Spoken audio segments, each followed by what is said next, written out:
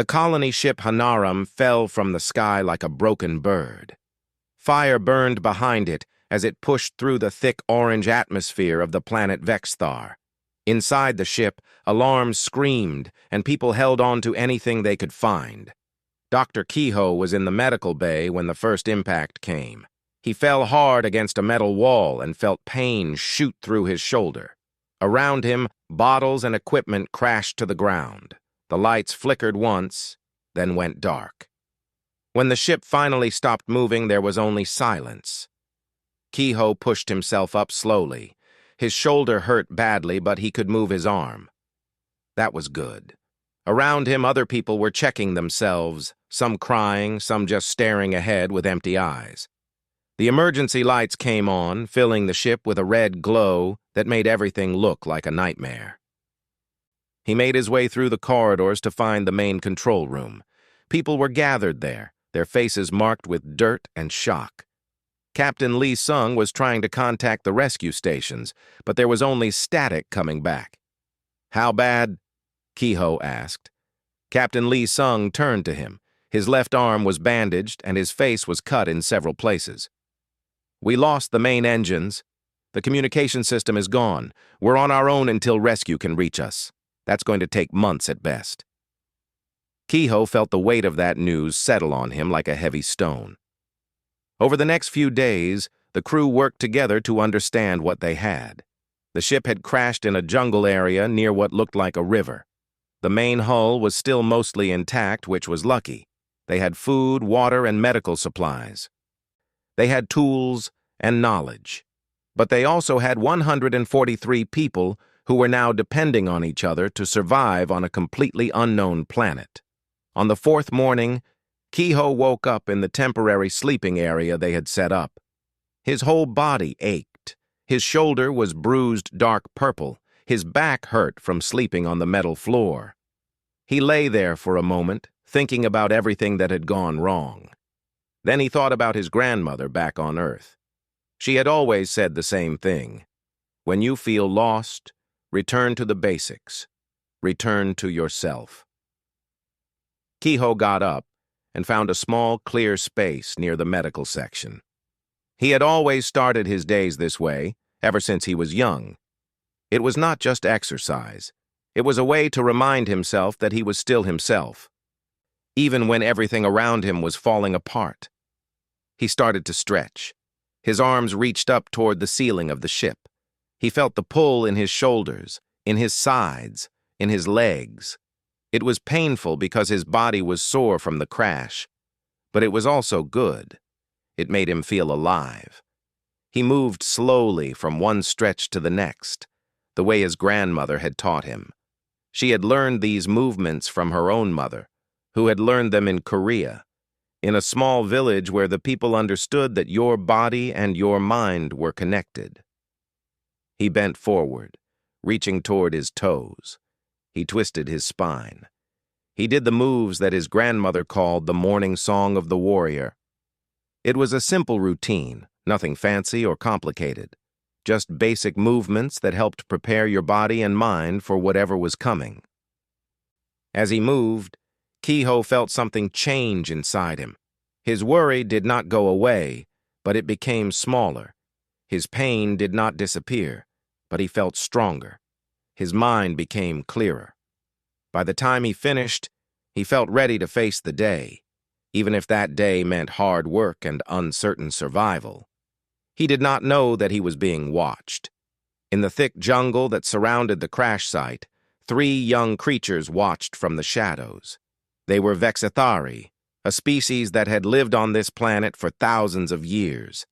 They were predators, built by nature to hunt and kill. Their skin was the color of deep red wine, and their eyes glowed like burning coals in the dark. They had teeth that could tear through bone and claws that could cut through metal. These 3 were cubs, not yet fully grown. Their mother was resting in a nearby cave, recovering from an old wound. She had taught them to watch and learn from prey, to understand how other creatures behaved. The cubs had been observing the metal shell that had fallen from the sky for days now, but nothing they had seen before was like this. The strange creature that had come out of the metal shell was moving, but it was not running.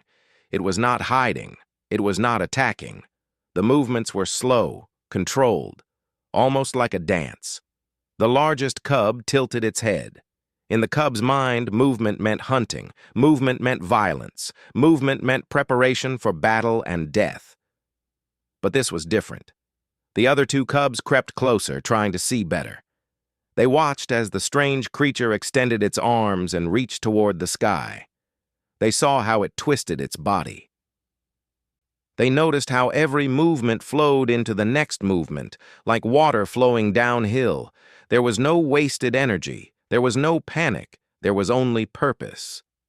The largest cub, the one that would one day become a great hunter and leader, felt something awaken inside her. She did not understand what she was seeing, but she knew that it was important. Her instincts, which had been shaped by millions of years of hunting and survival, told her that this creature was showing her something valuable. Kehoe finished his stretches and did not notice the glowing red eyes watching him from the jungle. He did not see the three large shapes among the trees. He simply felt better than he had since the ship crashed. He felt ready. He walked back to the control room to help Captain Lee Sung make plans for the day. They needed to explore the area. They needed to find fresh water and food. They needed to understand this planet they had crashed on. Behind him, in the shadow of the trees, 3 predator cubs continued to watch. They had seen something new. They had seen something that made them think. And as the sun climbed higher in the sky, casting long shadows across the jungle floor, the largest cub stood up on her back legs. Very slowly, trying to remember everything she had just seen, she reached her claws toward the sky. She was trying to stretch. And in that moment, without understanding why, the cub knew that her life had changed. Something new was coming. The strange creature from the sky had brought more than just danger. It had brought a mystery, and the Vexthari were a species that could not resist a mystery, especially when it involved learning something that might make them stronger, faster, more dangerous hunters.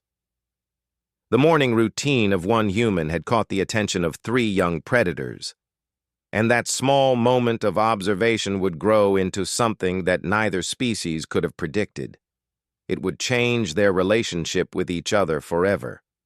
But for now, Kehoe simply went about his day, unaware that his simple habit had been seen. He did not know that 3 young hunters were already planning to watch him again tomorrow morning. He did not know that his stretching routine would become the most important thing that happened to the Vexthari civilization. He only knew that he felt better, and that was enough. The days after the crash were busy and hard. Kehoe worked with the other crew members to make the crash site safer. They fixed the fence around the ship. They built shelters from materials they found in the jungle. They set up places to store water and food. Everyone had work to do, and everyone was tired at the end of each day. But Kehoe never missed his morning routine. Every day before the sun came up fully over the jungle, Kehoe would wake up. He would find his same small spot near the medical section of the ship, and he would stretch. The other people on the crew were too busy to notice. They were sleeping, or they were working on other tasks. But somewhere in the jungle, 3 pairs of red eyes never missed a single movement. The largest cub was learning fast. At first, she had only watched, but by the 7th day, she was trying to copy. She would stand up on her back legs when her siblings were not looking. She would reach her claws toward the sky the way she had seen the strange creature do it. The movements were clumsy and wrong. Her body was made differently. Her joints bent in different ways. But she kept trying. The other 2 cubs noticed eventually. One morning, when they were resting in the thick underbrush near the ship, the smaller cub pointed with her snout toward the space where the strange creature was stretching. "Look at her," the smallest cub said. "She is trying to do the human thing." The largest cub did not care what the others thought. She was focused on learning. Over and over, she watched Ki-ho move through the routine. She tried to remember each position. She tried to understand the order. She tried to feel what the human seemed to feel when he did these movements. One morning, something strange happened. The largest cub was so focused on copying the stretch that she stepped too close to the fence. A piece of the fence was broken, and she pushed her head through it. Ki-ho looked up, and for a moment, human and predator stared at each other. Ki-ho froze. The cub was enormous. Even though she was young, she was already taller than he was. Her teeth were long and sharp. Her claws looked like weapons. Her eyes burned bright red in the morning light. Everything about her screamed danger. But she was not attacking. She was just watching. And Ki-ho noticed something else. The cub's position looked almost like the stretch he had just finished doing. Her body was held in a way that showed she was trying to copy him. "Are you trying to do what I am doing?" he asked softly. The cub did not answer with words. The Vexithari did not have a human language, but she shifted her weight and tried the stretch again. This time, it was better.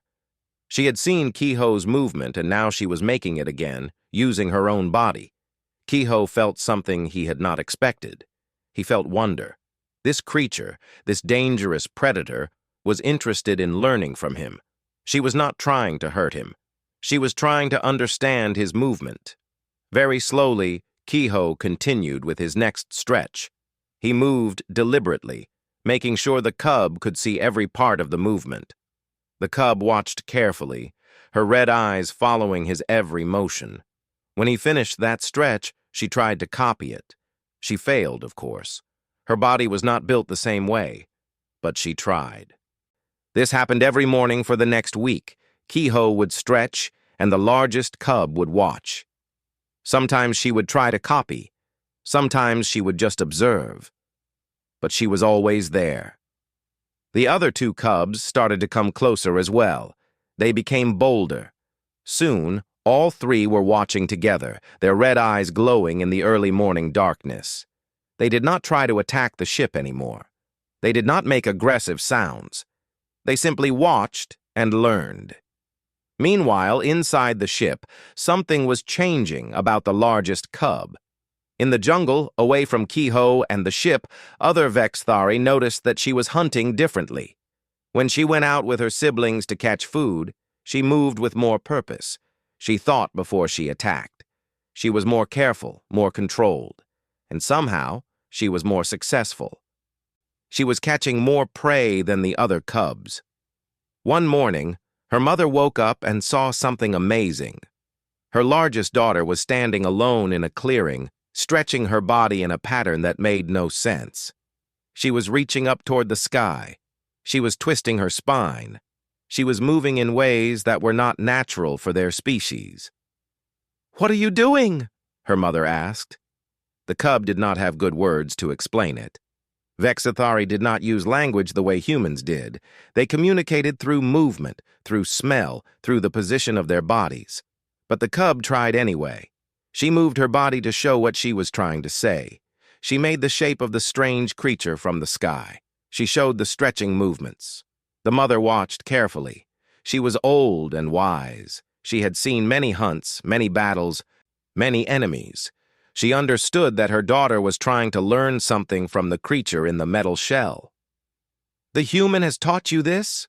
the mother asked. The cub made a movement that meant yes. The mother was quiet for a long time. Then she did something unexpected. She stood up on her back legs and tried to copy her daughter's stretch. It was painful. Her joints did not like to bend that way.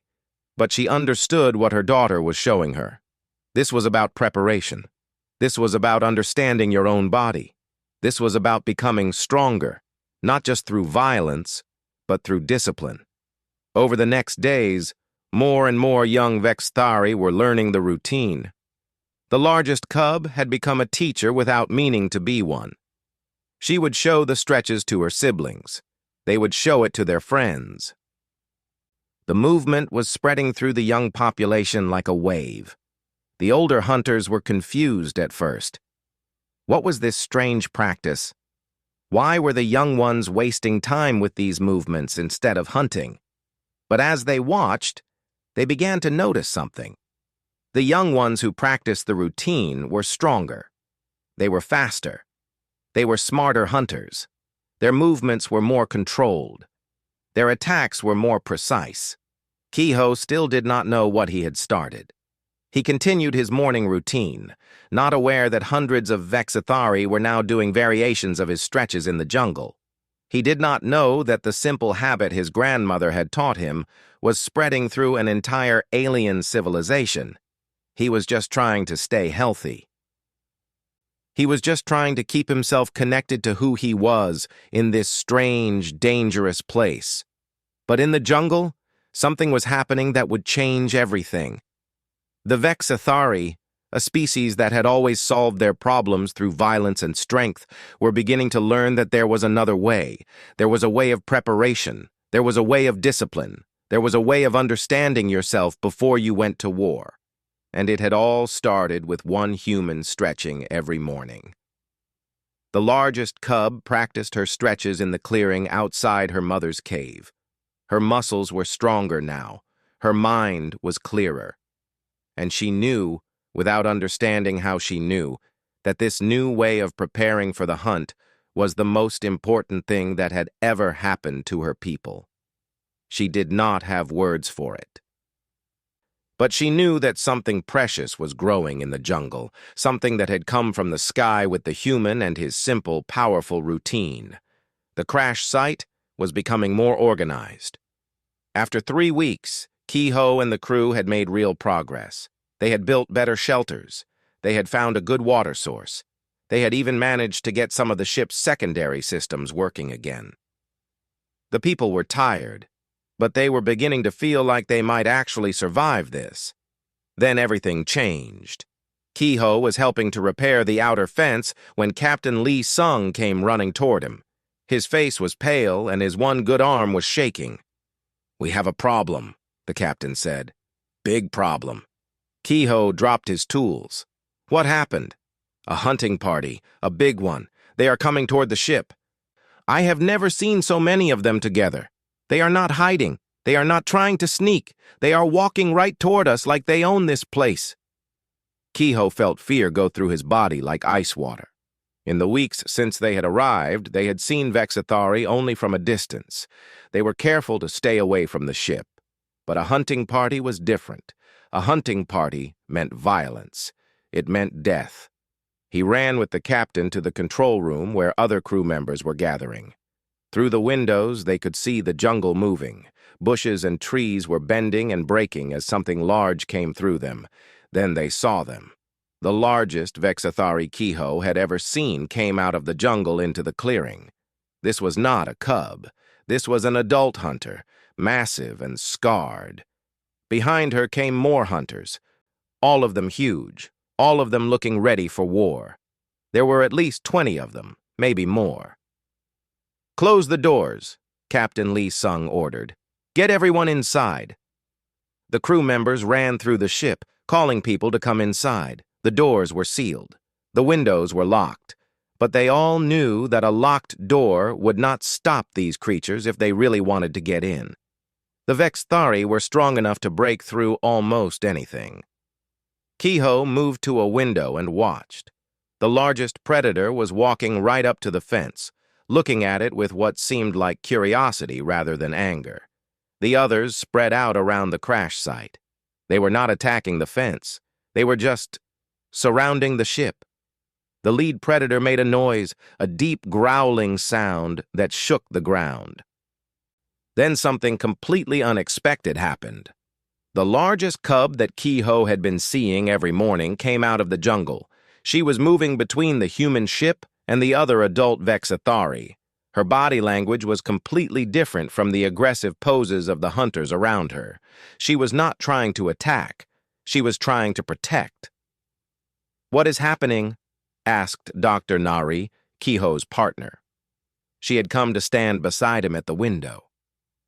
"I think," Kehoe said slowly, "that the young one is trying to stop them." The cub made a loud, clear sound. It was different from the threatening growls of the hunting party. It was more like a demand. The cub stood up on her back legs, stretching her arms and body in a movement that Kehoe recognized immediately. She was doing the morning stretch, not quickly but slowly and deliberately, like she was trying to show something important. The other adult hunters stopped. They stared at her. The lead hunter made a questioning sound. The cub did the stretch again. This time, the other two cubs came out of the jungle and joined her. They stood together doing the stretching movements in unison. It was like a ceremony. It was like they were saying something that words could not explain. "They are doing your stretches," Nari whispered. "The young ones. They are showing the adults your stretches." Kehoe understood then. The cub was trying to tell her leader something. She was saying that the human was not an enemy. She was saying that she had learned something from the human. She was asking the adults to stop and listen. The largest hunter stared at the cubs for a long time. Then, to everyone's shock, she lowered her body slightly. It was not exactly the same as the stretch the cubs were doing, but it was close. She was trying. The other hunters watched carefully. Some of them began to lower their aggressive positions. Kehoe made a decision. It was probably the most dangerous decision of his life. He opened the door of the ship. "What are you doing?" Captain Lee Sung grabbed his arm. "You will get yourself killed." "I have to," Kehoe said. "They are trying to understand. I have to help them understand." Before anyone could stop him, he walked out of the ship and into the clearing. He walked toward the largest cub, moving slowly and carefully. He did not look directly at the adult hunters. He only looked at the young one he had been watching all these weeks. When he reached her, he did something that made the other hunters go completely silent. He began to stretch, moving through the entire morning routine right there in front of them. He moved slowly, showing every motion clearly. He was terrified, but he kept moving. He kept breathing. He kept doing the ritual that his grandmother had taught him so many years ago on Earth. The largest cub watched him, and then she joined him. She stood beside him and did her best to copy his movements. The other two cubs did the same. They stretched together, human and Vexithari, in the middle of the clearing while the hunting party watched. When Kehoe finished, he stood up and looked directly at the lead hunter. For a moment, nothing happened. Then the large hunter made a sound that was almost like a laugh. It was a deep, rumbling noise that echoed through the jungle. One by one, the other hunters made the same sound. They were not laughing in anger. They seemed to be laughing in understanding. The lead hunter walked closer to Kehoe. She towered over him, her teeth visible, her claws out. She could kill him with one quick movement. Instead, she slowly raised her body up and did something that looked very much like a stretch. It was awkward and difficult for her large frame, but she was trying. The hunting party stopped their aggressive posturing. They began to move back toward the jungle. But they were not fleeing in fear or anger. They were leaving with purpose. They had come to destroy the humans, but instead, they had seen something they did not understand. They needed to return to their people and discuss what they had learned. Kehoe watched them go. His heart was beating so fast he thought it might explode. He could not believe he was still alive. The largest cub made a soft sound and touched her head against his shoulder. It was a gesture that felt like friendship, like respect, like gratitude. Nari ran out of the ship and grabbed Kehoe, pulling him into an embrace. "You are crazy," she said. "Completely crazy. But you are alive." "I think," Kehoe said, looking at the young predator, "that I just made peace with an entire species. Not with weapons or fancy technology, just with stretching." Inside the ship, the crew watched in amazement as Kehoe and the three young Vexithari stood together in the clearing, their silhouettes outlined against the orange sky. Something had changed in the world. Something impossible had happened. And it had all started because one human man had refused to forget himself, even when everything around him was falling apart. After the hunting party left, everything was different at the crash site. The crew expected another attack, but it never came. Instead, something stranger happened. The young Vexithari started coming closer to the ship. They did not attack the fence anymore. They watched it carefully, and every morning they came to watch Kehoe do his stretches. The largest cub came every single day. She had started to understand the routine better. Her movements were smoother now. Her body was learning to bend in the ways Kehoe's body could bend. She could not do everything perfectly because her body was different, but she was trying, and that was what mattered. After about a week of this new piece, something wonderful happened. The lead hunter from the hunting party came back to the crash site. This time, she was alone. She came to the fence during the morning when Kehoe was stretching. She waited until he finished, and then she made a loud sound. It was not a threat. It was more like a signal. Kehoe walked to the fence. The large hunter was watching him carefully. Then, very slowly, the hunter did something that surprised him. She stretched. Using her big, powerful body, she moved through a movement that looked very much like the one Kehoe had just done. It was not perfect. Her body was too different. But the intention was clear. She was learning. "Come here," Kehoe called to Dr. Nari. "Watch this." Nari came and stood beside him. Together, they watched as the large hunter finished her stretch and made a sound of satisfaction. The three young cubs came running out of the jungle and did their stretches with her. It was like a family practicing together. It was like they were becoming a team. Over the next days, more and more Vexithari came to the ship. They did not come to attack. They came to learn. At first, Kehoe tried to teach them directly, but he realized that the young ones were better teachers. They could show the movements in a way that the adult Vexithari seemed to understand better. So Kehoe taught the young ones, and the young ones taught the adults. The routine became a daily thing. Every morning, before the sun rose fully, a gathering would happen at the fence. There would be humans on one side and Vexithari on the other, all stretching together. It was the strangest thing anyone had ever seen, but it was beautiful too. It was a moment when two completely different species found something they could do together. One morning, Dr. Misun, the ship's linguist, came to watch the gathering. She brought a small recording device with her. She was studying the Vexithari carefully, trying to understand how they communicated. "Look at this," she said to Kehoe after the stretching was over. "The way they are moving their bodies. It is a language. They are communicating with each other through the movements. The stretches are not just physical exercise for them. The stretches are how they are learning to talk with you." Kehoe had not thought of it that way before, but it made sense. The Vexithari did not have words like humans did. They spoke through body position, through movement, through the way they held themselves. By learning the stretches, they were learning a new way to communicate. They were learning to express ideas that they had never been able to express before. "That is amazing," Kehoe said. "They are learning a language. My grandmother's language, the language of preparation and discipline." After that realization, things changed even more. Kehoe started to teach the stretches with more intention. He would do a movement slowly, and then he would wait while the Vexithari copied it. He would do it again, adding a small change, teaching them that movement could be varied and personalized. He was not just showing them exercise. He was teaching them philosophy. He was teaching them that strength could come from understanding yourself, not just from being the biggest or the most violent.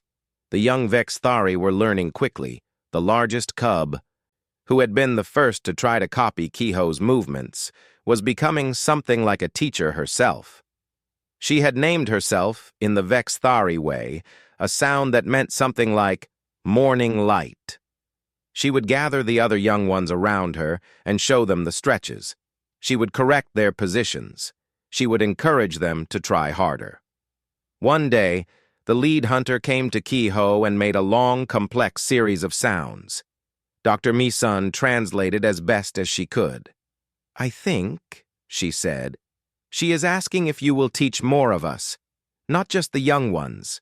She says that the young ones are changing how they hunt. They are more successful.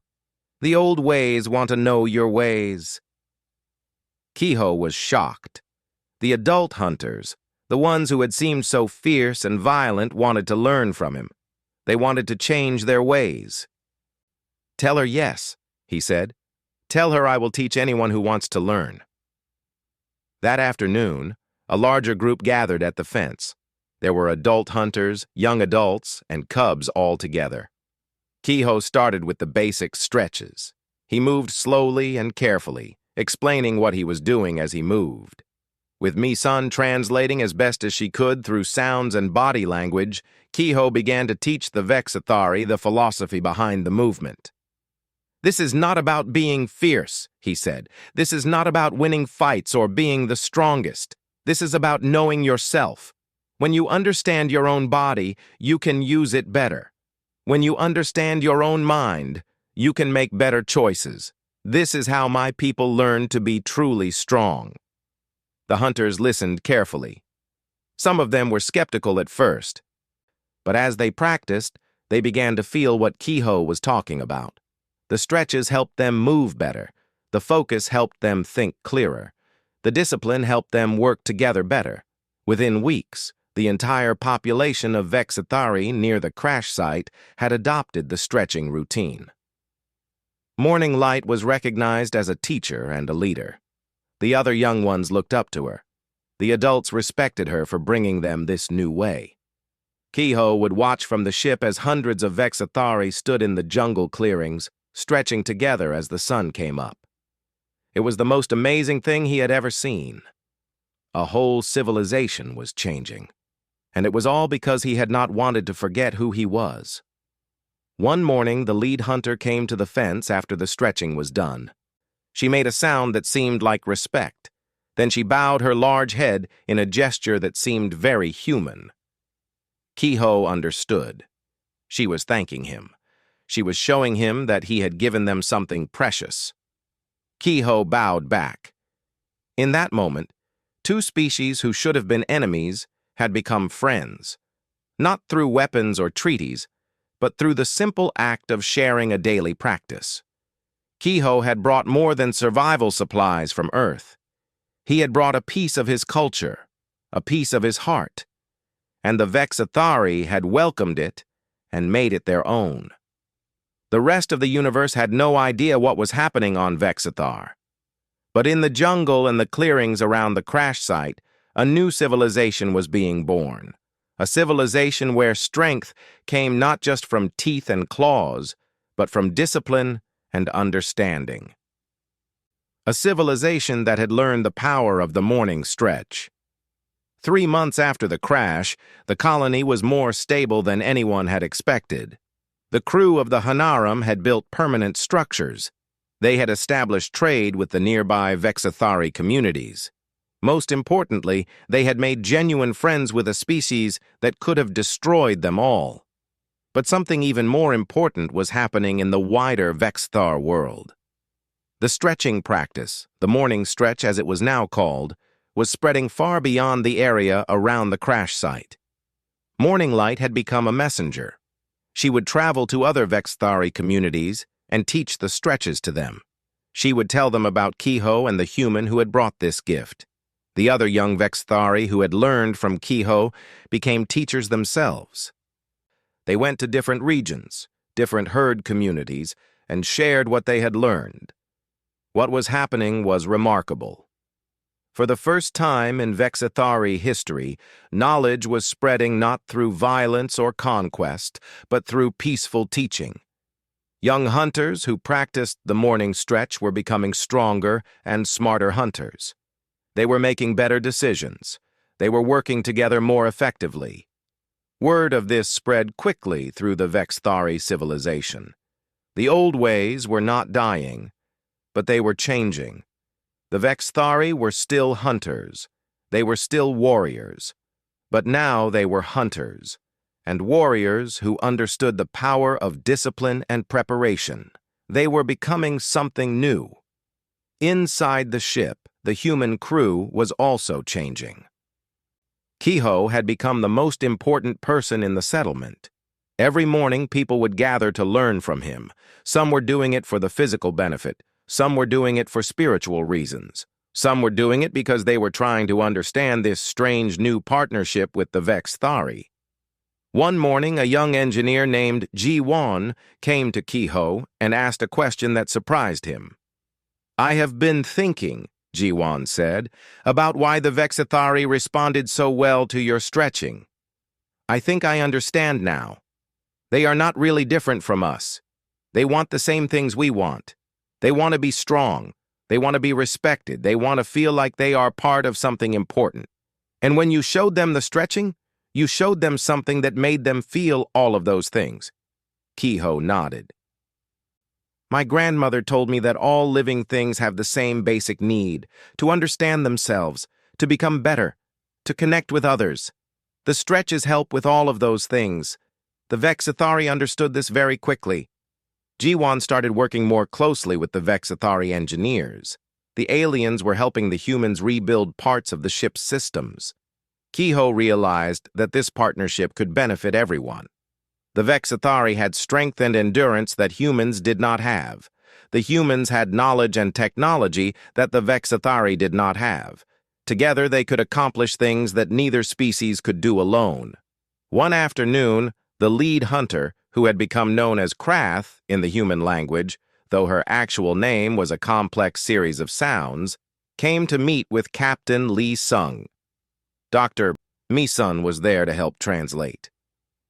"The elder hunters want to know," Mi-sun said, listening carefully to Krath's complex sounds and body movements, "if the humans would consider staying on Vexthar. They are saying that the young ones have brought something valuable to their people. They do not want to lose it. They want to build something together with the humans." Captain Lee Sung looked at Kehoe with surprise. "What do you think?" he asked. Kehoe thought about Earth. He thought about his family, about the life he had left behind. But he also thought about what had happened here. He thought about how a simple routine had changed the course of history. "I think," he said slowly, "that we should stay. At least for now. The rescue ship will not arrive for months anyway. And I believe we have something important to build here."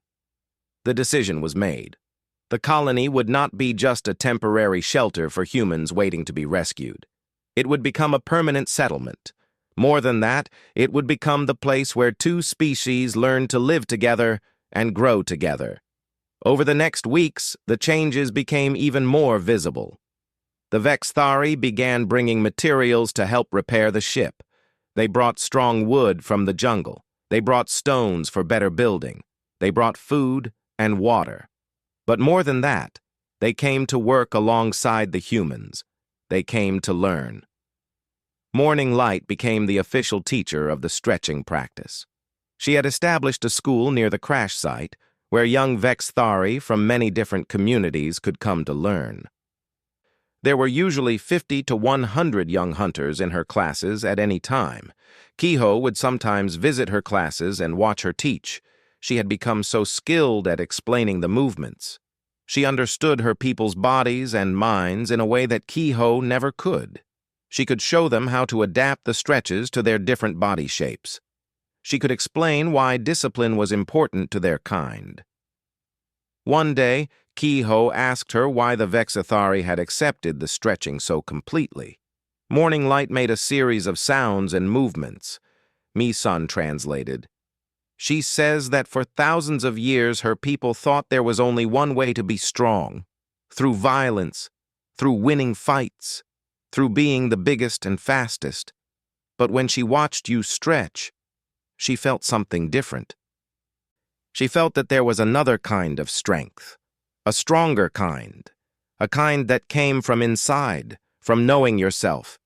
She says that all her people wanted this kind of strength, but they did not know it existed until you showed them. Ki-ho felt tears in his eyes. His grandmother had taught him these stretches because she believed they were important.